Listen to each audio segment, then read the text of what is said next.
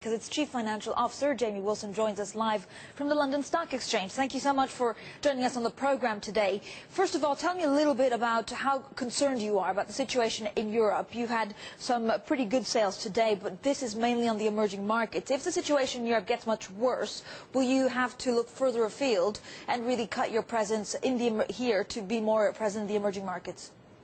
Well, good morning. Yes, I mean, obviously Europe and to some extent North America have had a slightly difficult first half compared to our emerging market business in Latin America and Africa.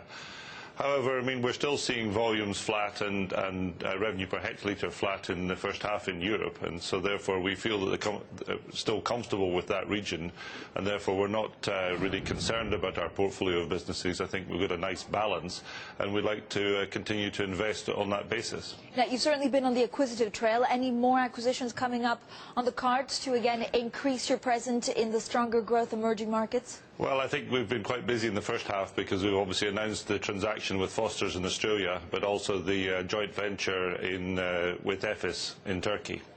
Are you concerned, though, that you're a takeover target? There has been speculation that one of your competitors has been looking at you rather directly.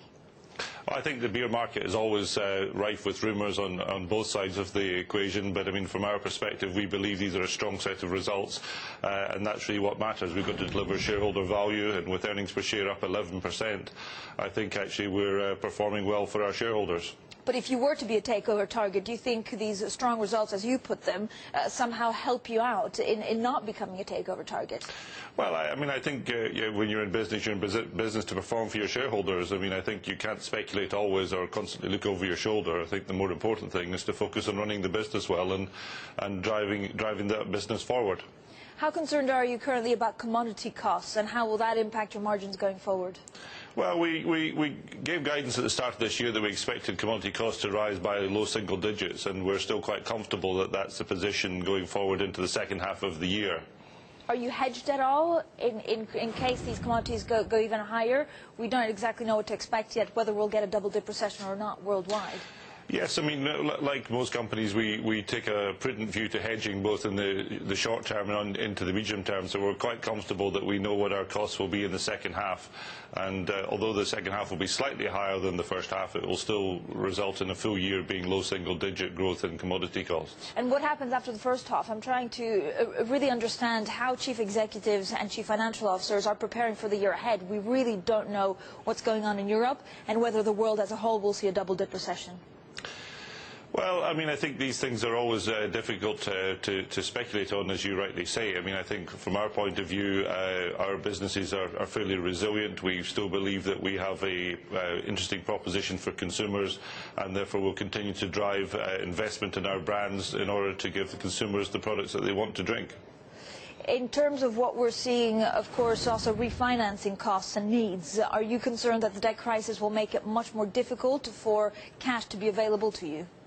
No, we're very happy with our financial position, and in fact earlier this year we had to go into the market and raise the money for the Foster's acquisition, and we're very comfortable with the package that we put together with our banks and indeed the cost of that borrowing. So I think from our perspective, as a strongly performing company, then it means that we have a much better relationship with our banks.